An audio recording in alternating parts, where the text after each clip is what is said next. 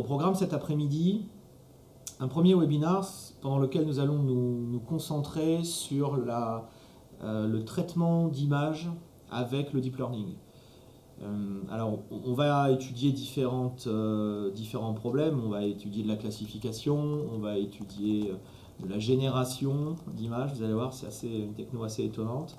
Et puis, on va utiliser pour ça différentes librairies. On va utiliser MXNet, mais on va aussi jouer avec une autre librairie qui s'appelle Keras.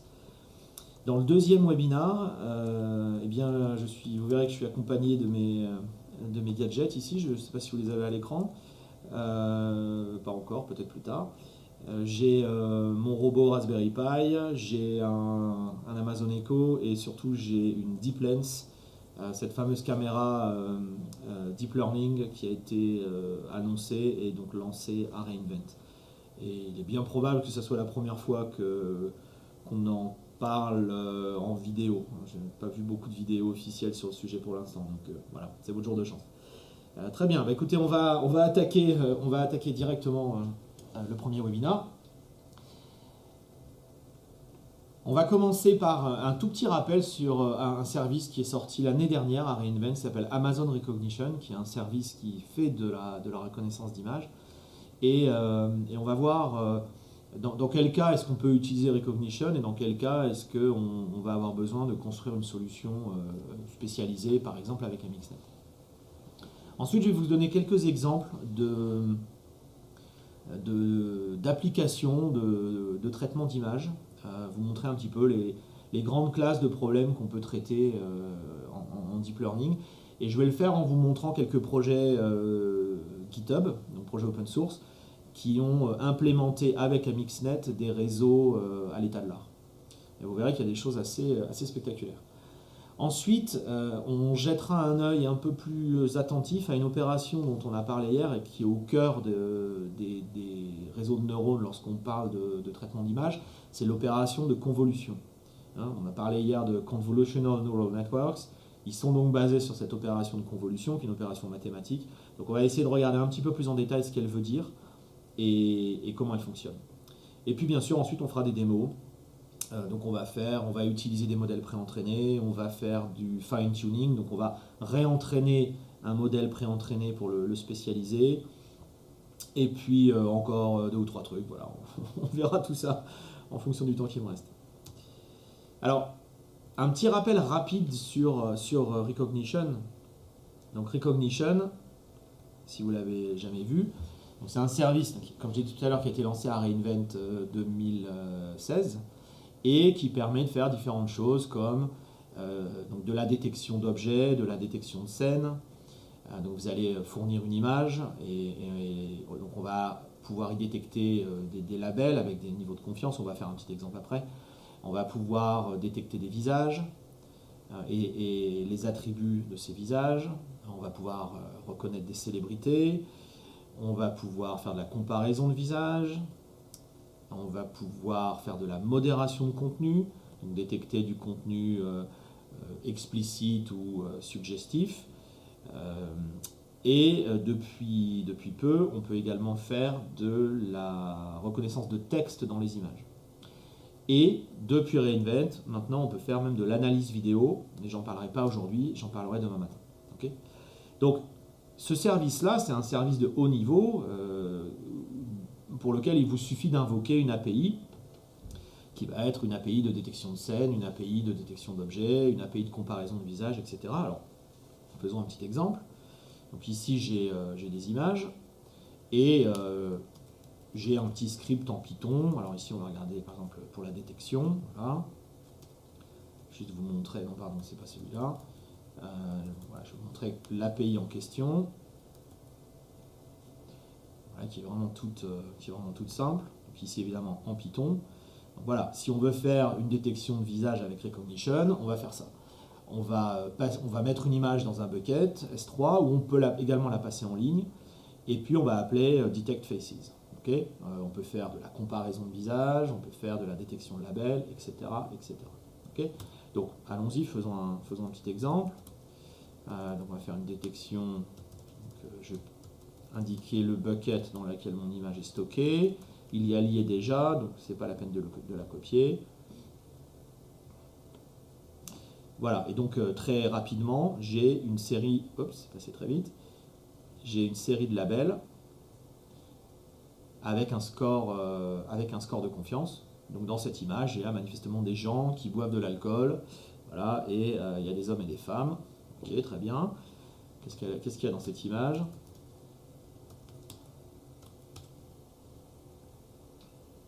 Ah, effectivement, c'est Oktoberfest. Donc c'est une assez bonne description. Donc la reconnaissance de scène a été faite de manière satisfaisante. Et puis en plus, j'ai demandé une détection de visage. Donc on détecte ici 22 visages. Okay. Et pour chacun des visages, eh bien, je vais avoir une série d'attributs. Donc le sexe, l'âge, une détection d'émotions. Ici, je n'ai imprimé à l'écran que quelques paramètres. Est-ce que cette personne a des lunettes, etc. etc. Mais il y a beaucoup plus de paramètres que ça. Okay. Donc voilà un exemple très rapide de recognition. On prend une image, on la passe à une API et puis le traitement est fait. Okay. Et donc on sait faire, comme je disais tout à l'heure, de la détection d'image, la modération, de la détection de visage, de la reconnaissance de célébrité, etc., de la comparaison et du texte. Donc si votre problématique, si le problème business que vous essayez de résoudre correspond bien à l'un de ces cas-là, ma recommandation, c'est ne cherchez pas plus loin. Il vous suffit d'utiliser cette API et vous allez détecter les objets, les personnes, etc. etc. Okay. Donc voilà, et pas besoin d'être un expert en deep learning du tout pour utiliser ce service. Bon, dans certains cas, ces services-là ne vont pas vous convenir. Un cas qui peut se produire, c'est que par exemple, vous devez détecter des objets particuliers, qui ne sont pas des objets, on va dire, de la vie de tous les jours, tels que Recognition a pu les apprendre grâce à son dataset. Peut-être vous voulez reconnaître, je sais pas, des pièces mécaniques, peut-être vous voulez reconnaître des choses particulières comme ça. On a parlé hier un peu d'imagerie médicale. Si vous voulez faire de la reconnaissance sur des images médicales, bien sûr, c'est pas avec Recognition que vous pourrez le faire. Donc si votre cas d'usage est particulier, eh bien à ce moment-là, il va falloir vous orienter vers une solution sur mesure que vous allez pouvoir faire avec MXNet ou une autre librairie. Okay. Mais voilà, gardez en tête que vous avez ces services, vous avez ces possibilités sur étagère et si elles vous conviennent, c'est vraiment la façon la plus simple et la plus instantanée d'obtenir une réponse à votre problème. Ok. Alors, si vous êtes amené à construire quelque chose, on a beaucoup parlé déjà d'MXNet hier, mais bon, au cas où quelques personnes ne nous auraient pas rejoints hier, donc je vous rappelle qu'MXNet c'est une librairie d'open source pour le deep learning, qui est la librairie de choix, de prédilection d'AWS. Elle va nous permettre de construire tout type de réseau, toute architecture de réseau. On va en voir différentes tout à l'heure. Elle supporte différentes API, que ce soit en Python, en Scala, en C++, en R, etc., etc. Donc un choix de langage assez large. Elle va bien fonctionner dans des environnements cloud, évidemment, mais aussi dans des environnements IoT. On le verra tout à l'heure avec le Raspberry Pi. Elle scale de manière très, très efficace. Si vous avez des gros datasets qui nécessitent des durées d'entraînement particulièrement longues, eh bien, vous pourrez ajouter des GPU supplémentaires qui seront pris en compte par MXNet et vous aurez un scaling quasi linéaire. Donc si vous doublez le nombre de GPU, le temps de training sera quasiment divisé par 2. Et on va scaler très très haut jusqu'à des centaines de GPU. Donc si vous avez des datasets énormes, MXNet peut vous aider à réduire les temps de training. Et puis, MXNet fait partie du projet Apache, et donc c'est une garantie d'indépendance pour tous ses utilisateurs et tous les développeurs. Je pense qu'on ne peut que s'en féliciter. Personne n'a la main mise sur MXNet. Alors voilà quelques exemples d'applications qu'on peut réaliser lorsqu'on parle de traitement d'image sur MXNet. C'est ici de la détection d'objets. Alors on a vu avec Recognition qu'on faisait de la détection de scènes. Donc on était capable de trouver des labels, on était capable de trouver des personnes. Ici on va un cran plus loin où on va non seulement identifier des objets ou des personnes à l'intérieur d'une image, mais on va également tracer ce qu'on appelle la bounding box, c'est-à-dire on va donner les coordonnées à l'intérieur desquelles cet objet ou cette personne se trouve. Donc il y a plein d'architectures de réseau qui permettent de faire ça. Et ici, voilà deux projets MXNet sur GitHub. L'un qui implémente une architecture de réseau qui s'appelle RCNN, qui est une architecture moderne pour faire ce genre de choses. Ce qu'on appelle également un single shot detector, hein, c'est-à-dire détecter tous les objets qui se trouvent dans une seule image. Et puis le projet de droite est un projet plus récent qui implémente une architecture qui s'appelle YOLO, c'est vraiment son nom, ce qui veut dire You Only Look Once. Oui, Hugo rigole, mais c'est son nom. You Only Look Once, donc un single shot detector assez avancé. Okay, donc ces projets-là, vous pouvez les récupérer sur GitHub. Vous avez les modèles déjà définis, vous avez le code MXNet pour ces modèles. Très probablement, vous avez même déjà les modèles pré-entraînés que vous pouvez télécharger et récupérer. Donc, vous voyez, on en parlait hier quelqu'un m'avait posé une question sur bon, mais comment, ouais, ok, on a compris, mais comment est-ce qu'on fait, comment est-ce qu'on définit son réseau, etc. Et j'avais répondu, en fait, la plupart du temps, on ne va pas le faire. On va aller chercher une implémentation qui a été faite, on va s'assurer qu'elle marche conformément aux résultats qui ont été publiés par l'équipe qui l'a bâti. Et puis on va utiliser ça directement. Et puis peut-être on va faire quelques ajustements à la marge. Et là, vous avez des réseaux qui sont à l'état de l'art et que vous pouvez utiliser réellement en 10 minutes. Un autre cas d'application, c'est ce qu'on appelle la segmentation. Donc c'est un cran plus loin par rapport à la détection. Donc là, on va chercher la silhouette des objets. Okay, vous voyez, hein, on cherche vraiment le contour des objets ou des personnes. Et un des principaux cas d'utilisation de la segmentation, c'est bien sûr la conduite autonome, hein, où on veut savoir très très précisément où sont les objets sur la route, pas juste de manière approximative, on a besoin de savoir très très précisément où sont les contours, parce que 10 cm près, ça peut être la différence entre ça passe et ça passe pas. Et ça cause un accident. Donc ce projet-là, il implémente une architecture qui s'appelle Mask RCNN, donc encore une évolution supplémentaire au-dessus de RCNN. Et comme vous le voyez, c'est un projet qui a été mené par ToSimple. ToSimple, on en a parlé pendant la semaine.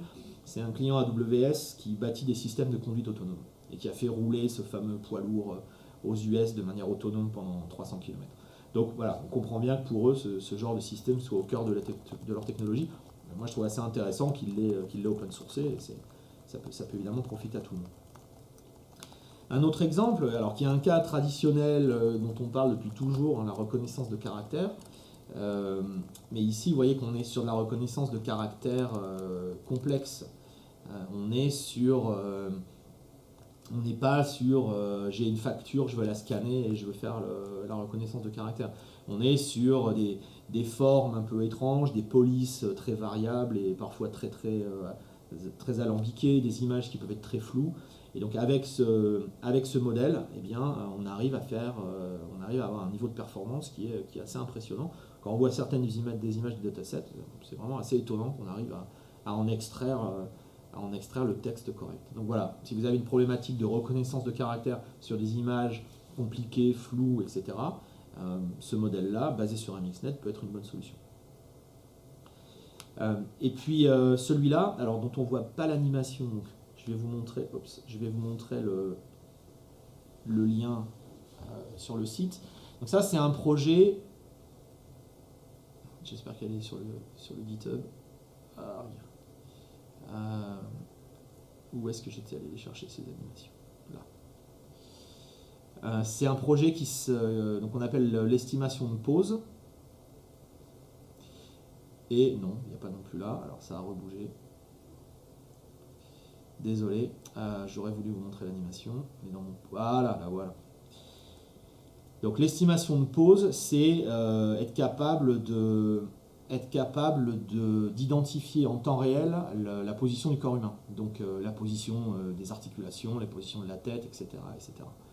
Et donc ici, on va prendre un flux vidéo qu'on va décomposer image par image et on va faire passer ça à travers un modèle de deep learning. Et donc ensuite, on va marquer ces images avec, la position évidemment des articulations. Donc ça, c'est initialement, vous voyez, hein, c'est intéressant, c'est un projet qui initialement a été fait sur une librairie qui s'appelle Café. Et et qui a été ensuite réécrit, oui, enfin porté, on pourrait dire, sur MXNet. Et donc vous avez ce modèle qui est disponible sur MXNet et que vous pouvez, une fois de plus, télécharger et utiliser. Donc si vous êtes, je sais pas, dans le monde du jeu vidéo ou dans le monde des médias ou je sais pas, la réalité virtuelle, à mon avis, il y a de quoi s'amuser avec ce genre d'application. Alors voilà quelques exemples. Il y en a d'autres, on pourrait continuer à développer, mais vous voyez, c'est pour vous montrer que la reconnaissance d'image, c'est pas juste trouver les chats et les chiens, ça peut être des choses plus compliquées que ça, et que surtout, il y a beaucoup de modèles qui ont été développés par des équipes de recherche et qui sont implémentés dans MXNet. Et par ailleurs, maintenant qu'MXNet supporte ONNX, qui est ce format d'échange de modèles entre Café, MXNet, CNTK et peut-être d'autres, eh bien, on pourrait prendre le modèle Café directement, celui qui a été fait par exemple pour l'estimation de pause, on pourrait le prendre, on pourrait le convertir au format MXNet, donc on n'aurait même pas à le réimplémenter, et on pourrait s'en servir. Okay, donc, cette capacité à aller chercher des modèles sur étagère, à comprendre comment ils marchent et à s'en servir, c'est assez puissant. C'est assez puissant et c'est vraiment la façon privilégiée dont les gens travaillent. Alors, passons maintenant reparlons un petit peu de l'opération de convolution. Vous vous souvenez, hier, on a utilisé un réseau à convolution qui s'appelle le net, qui nous a servi à apprendre le dataset MNIST, qui était assez efficace pour classifier les chiffres et les chiffres manuscrits de 0 à 9. Alors en fait, voilà l'architecture de ce réseau, c'est ce qu'on voit ici à droite. Et donc, on voit quoi? On voit donc une image, alors ici c'est avec un panneau évidemment de signalisation, mais c'est exactement le même fonctionnement.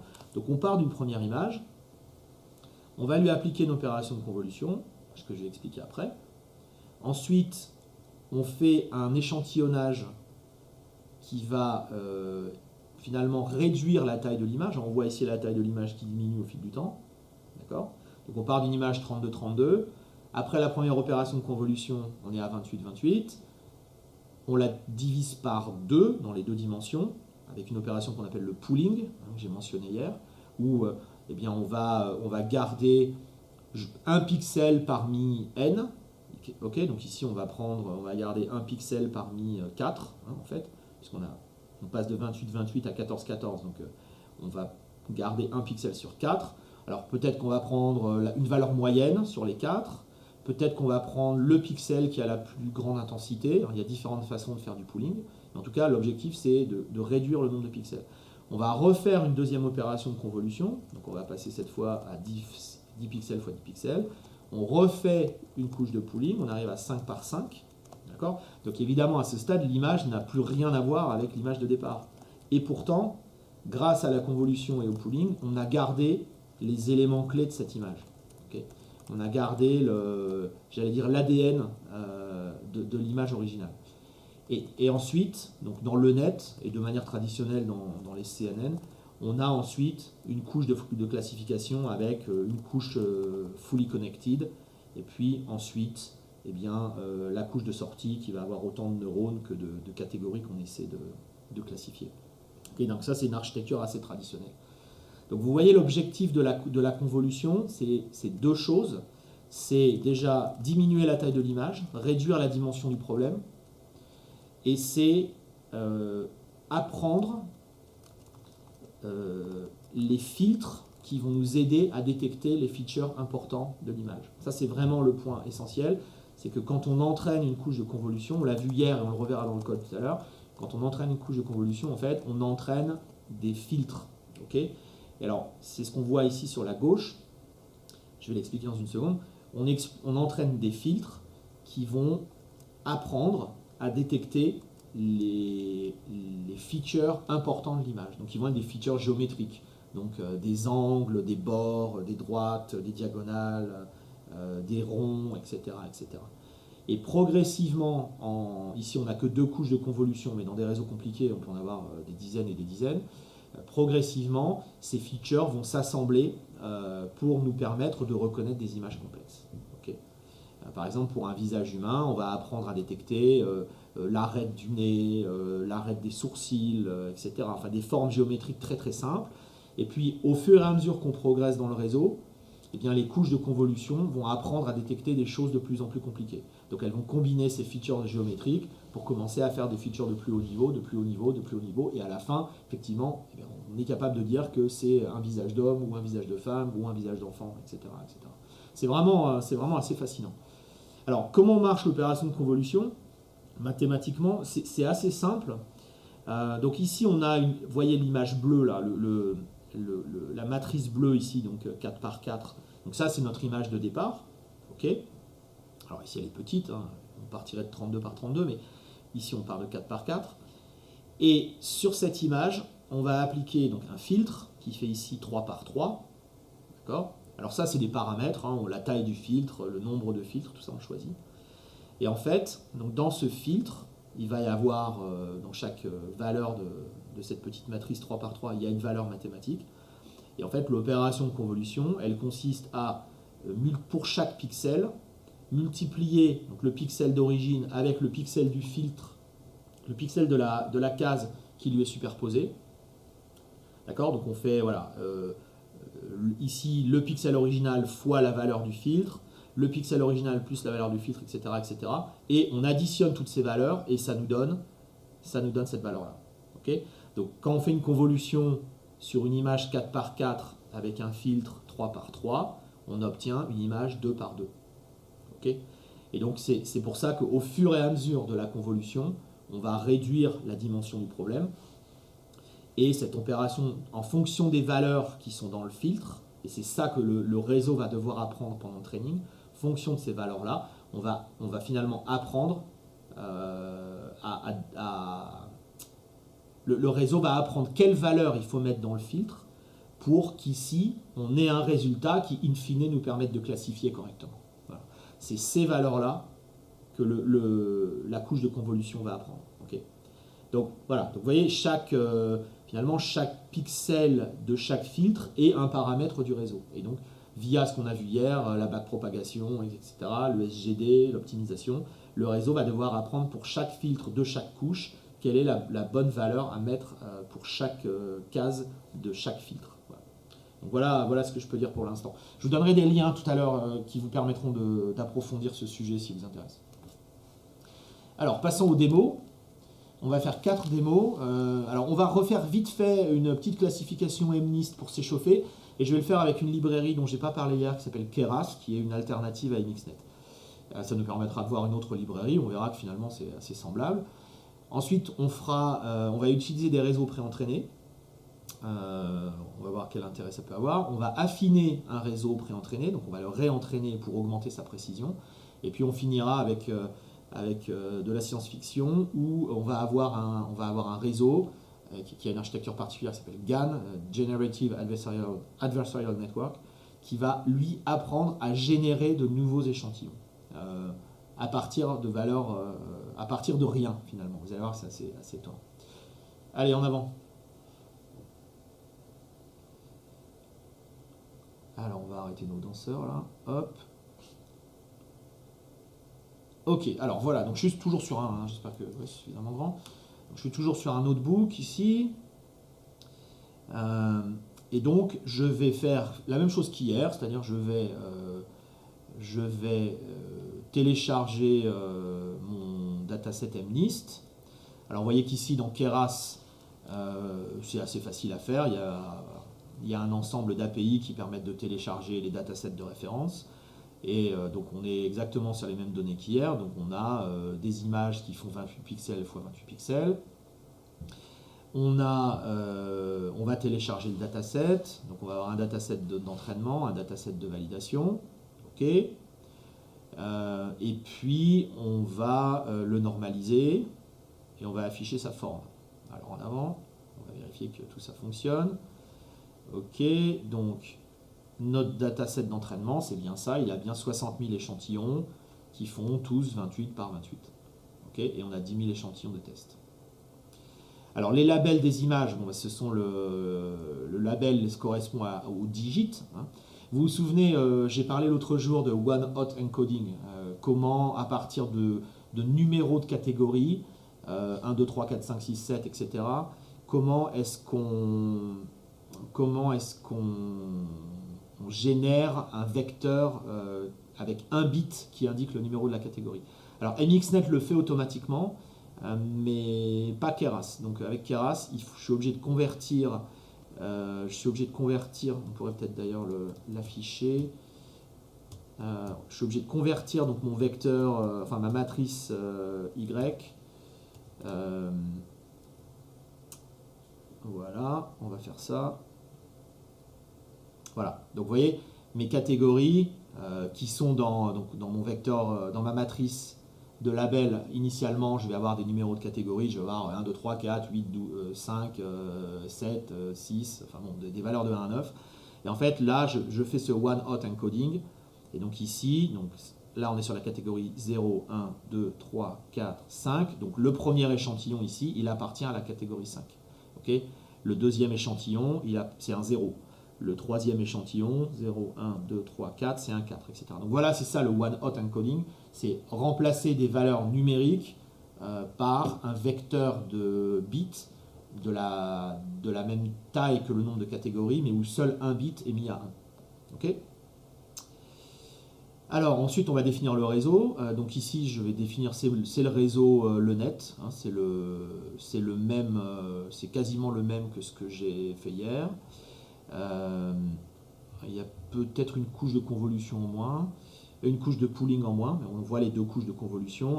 Donc là on va entraîner pour chaque couche 32 filtres qu'on appelle des kernels qui vont faire 3 par 3. Okay, donc une fois de plus, le but du training c'est que le modèle apprenne pour chacun de ces 64 filtres, quels sont alors 3 par 3 ça fait 9, 9 fois 64 ça fait un peu trop pour ma petite tête, oui ça fait dans les 600, ça fait 954, 9 fois 4, 36, 576, voilà, ça va faire 576 paramètres à apprendre, okay, pour les filtres. Et puis après, évidemment, il y a les paramètres de la couche connectée, etc. Donc, on définit le réseau. Voilà, on peut afficher ces différentes couches. OK.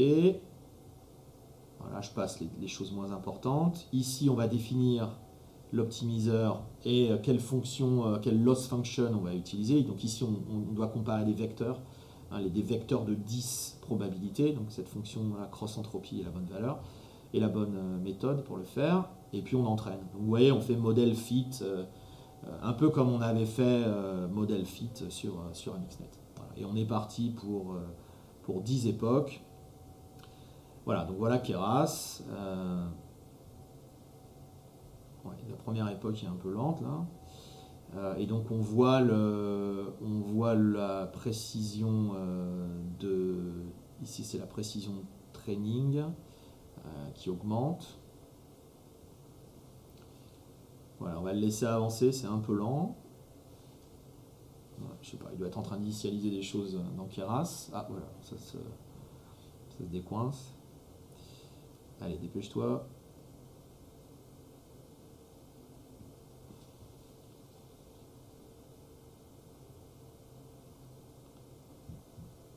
Donc vous voyez, au final, les API sont quand même très proches, hein, entre Keras et MXNet. On passe de l'un à l'autre. Assez aisément. Le niveau d'abstraction est vraiment très proche. Voilà, le niveau d'abstraction est vraiment très proche. Quelqu'un m'avait demandé hier comment ça se passe, quelle est la différence avec TensorFlow. TensorFlow est vraiment plus bas niveau. On écrirait beaucoup plus de code. Et d'ailleurs ici, il me semble bien que Keras, donc Keras c'est une couche d'API qui peut avoir différents back-ends. Donc ici j'utilise TensorFlow, mais on pourrait avoir d'autres back-ends. Il y a Theano qui est également supporté. Et donc dans la version 1.x de Keras, on a MXNet. On ne l'a pas encore dans la version 2.0 qui est la dernière, mais ça viendra. Voilà. Bon, on va le laisser finir son training. Je ne sais pas pourquoi il est en train de ramouiller gentiment. On est revenu. Désolé. Donc voilà, manifestement c'est la faute de Firefox. Une fois qu'on arrive à le tuer, ça marche beaucoup mieux. Donc Firefox Quantum, just say no. Hein. Bien, alors on a entraîné notre modèle sur Keras, on a vu sa validation, qui est très bonne. On a 99,25 de précision.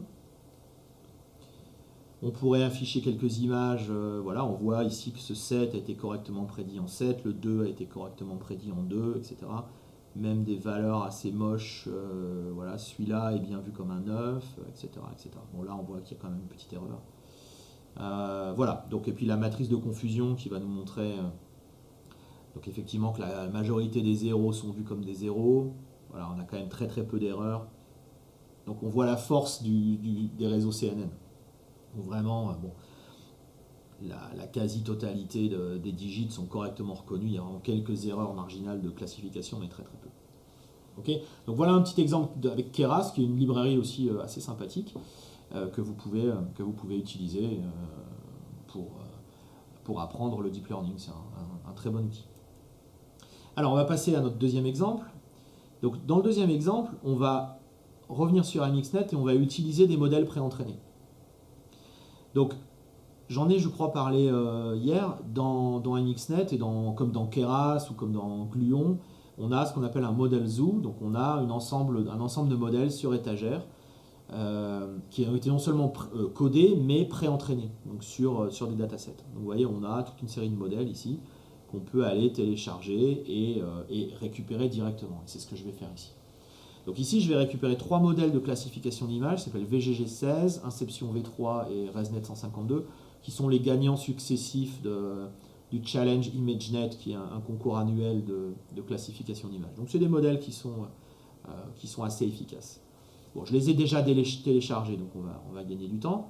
Donc quand on télécharge un modèle, on télécharge ce fichier params qui va contenir les poids du modèle, et puis on télécharge le fichier JSON qui contient la définition du réseau. Donc par exemple, on pourrait en afficher un ici.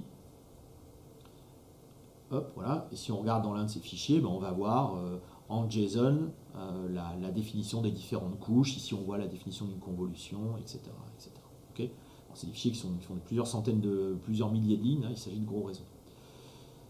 Ensuite, on a les catégories. Donc ces datasets ont été entraînés sur ImageNet. Donc il y a plus d'1 million d'images dans 1000 catégories. Donc ces catégories sont listées dans ce fichier scene7.txt. Donc il va falloir que je charge également. Ok. Donc comment est-ce qu'on charge un modèle? C'est vraiment super simple. Pour charger un modèle, on va appeler load checkpoint. On l'a vu hier déjà un petit peu quand on faisait de la prédiction sur MNIST, donc c'est exactement la même chose.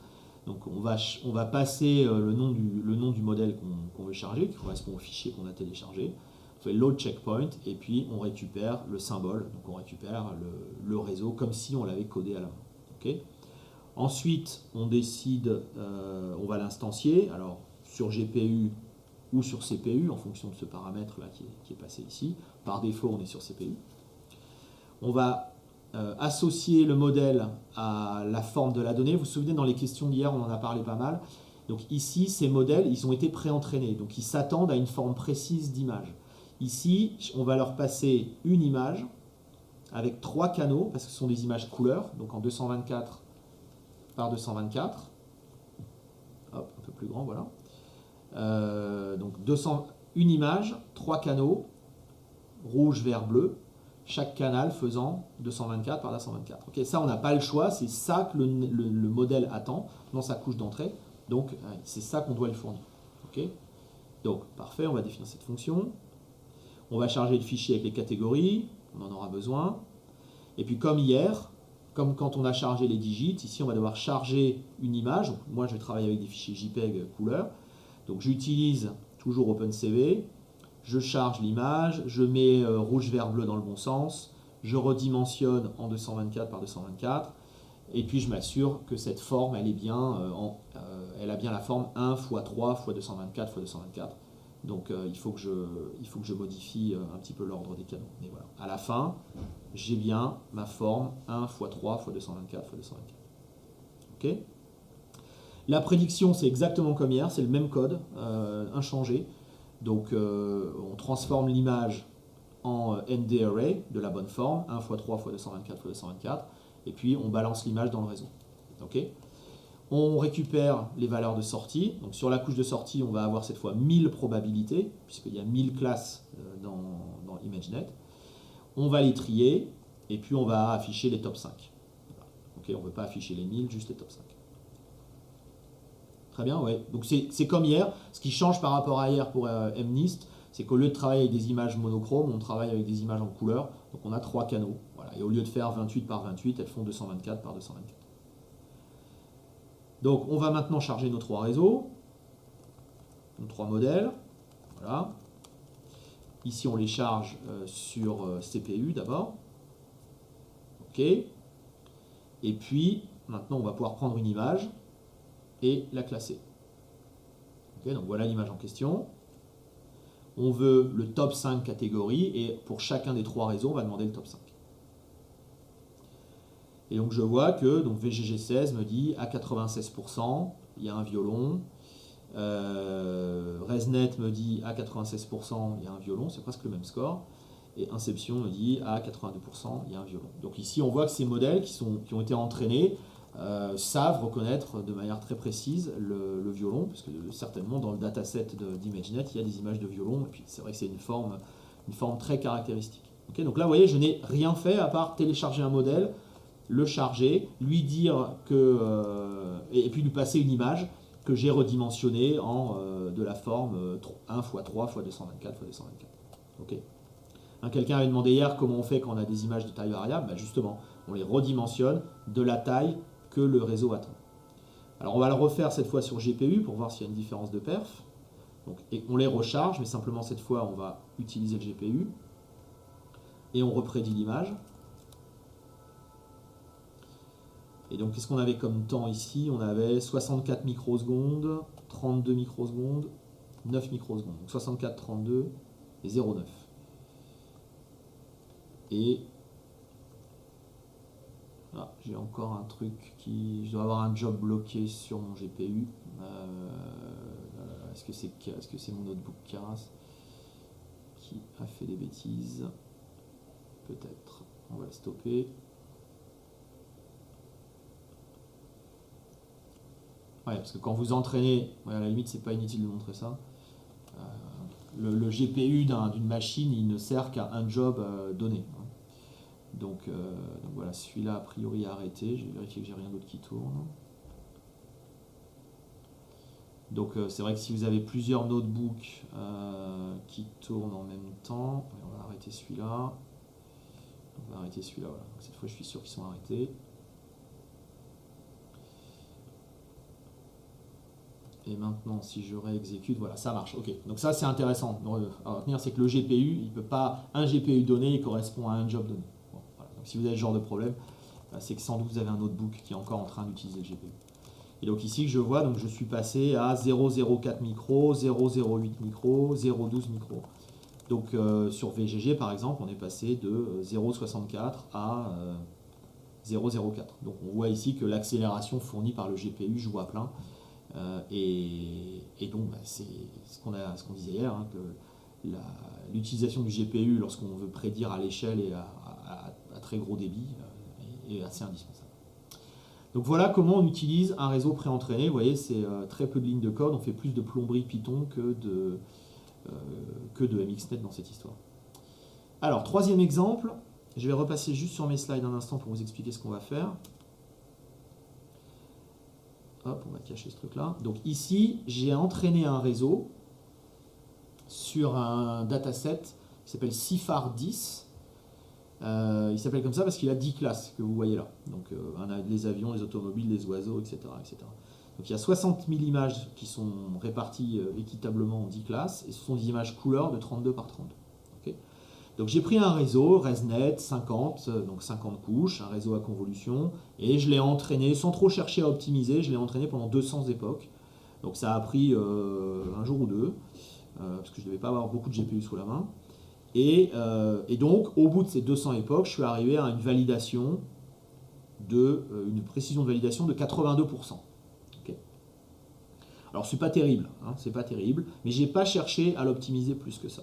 D'accord. Donc si je prends il y a 10 000 images, je crois, de validation, je passe les 10 000 images à travers le réseau, j'obtiens 82%. Okay. Alors, imaginons que mon problème, ça soit de distinguer les voitures des chevaux. Okay. Voilà. C'est un problème que je veux résoudre. Si je ne passe dans le réseau que des images de chevaux ou de voitures, j'ai 88% de précision. Donc, parmi mes 10 000 échantillons de validation, je ne prends que les 1000 voitures et que les 1000 chevaux. Je prédis cela et je regarde la précision, et donc j'ai 88,8. Okay, donc, pour une raison inconnue, et finalement dont on se moque un peu, manifestement le réseau marche un peu mieux avec les voitures et les chevaux qu'avec les grenouilles ou les camions. Bon, très bien. Donc c'est mon point de départ. Mon point de départ, c'est si je veux reconnaître une voiture d'un camion, ma précision est de 88%. Alors, ce que je vais faire maintenant,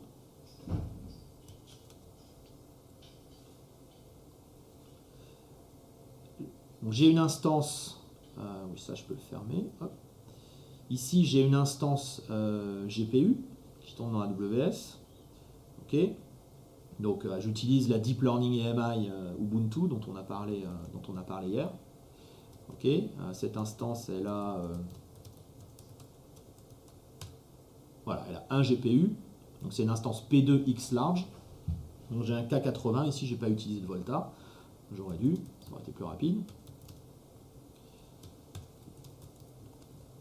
Non, c'est pas ça mon chemin. Ah bah c'est directement ça, voilà.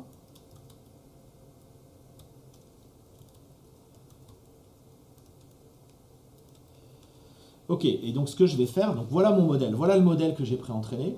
Okay, donc ici c'est sur Keras, mais cette fois avec NXNet comme backend. Donc j'ai entraîné ce modèle pendant 200 époques, je l'ai sauvé, et donc il arrive à une précision générale de 82%, et pour cars, enfin voiture versus cheval, il est à 88%. Bon, mais je voudrais aller plus loin.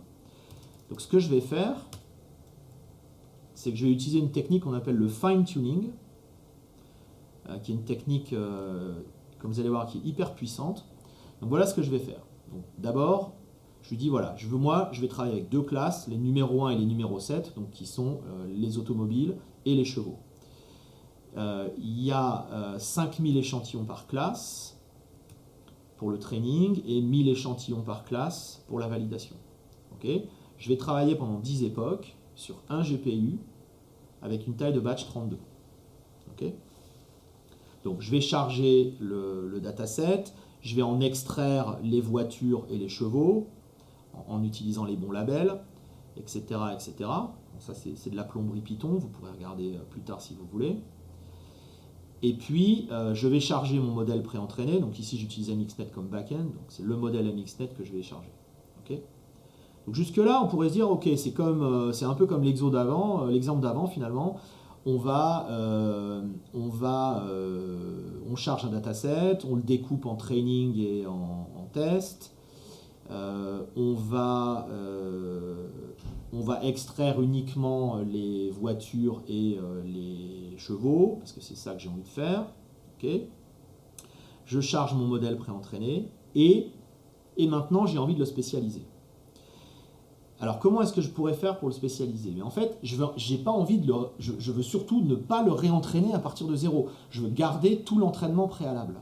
Okay, mais simplement cette fois, j'ai envie de lui dire écoute, il n'y a que deux classes qui m'intéressent. Donc ok, sur ta couche de sortie, tu as 10 catégories, mais moi il n'y en a que deux qui m'intéressent. Donc on va oublier l'entraînement de la dernière couche.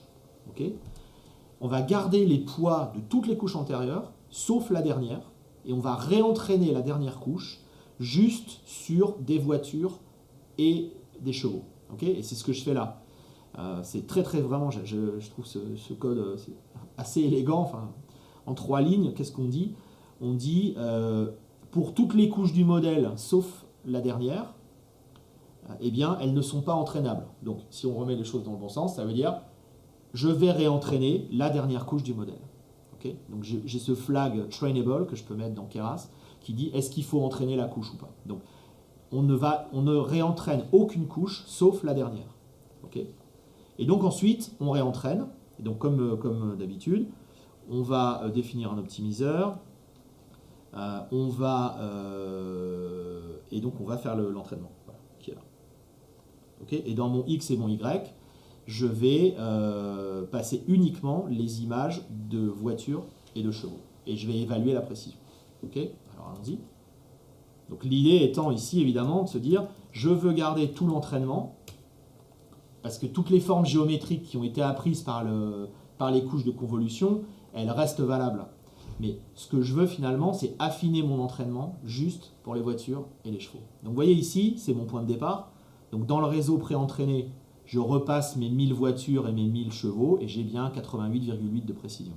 Ensuite, donc je gèle toutes les couches du réseau sauf la dernière et je réentraîne sur les 5000 voitures et les 5000 chevaux et je valide sur 1000 voitures et 1000 chevaux. Et donc vous voyez que c'est assez incroyable finalement. Dès la première époque, donc au bout de 12 secondes d'entraînement, j'ai déjà 98% de validation, de précision de validation. C'est-à-dire qu'il m'a suffi de repasser une fois dans mon réseau 5000 voitures et 5000 chevaux pour passer de 88 à 88,65. Voilà. Et au bout de 10 époques, eh bien, j'arrive à quasiment 99%. On va monter encore un tout petit peu. Donc vous voyez la puissance du fine-tuning, finalement avec très peu de données et pendant un temps très très court, eh bien, on va arriver à faire monter la précision de manière spectaculaire. Okay. Donc sans avoir à réentraîner pendant des heures, des heures et des heures et des heures. Voilà. Il y a beaucoup de sociétés qui utilisent cette technique. Vraiment, le fine-tuning, c'est une arme de guerre pour le deep learning.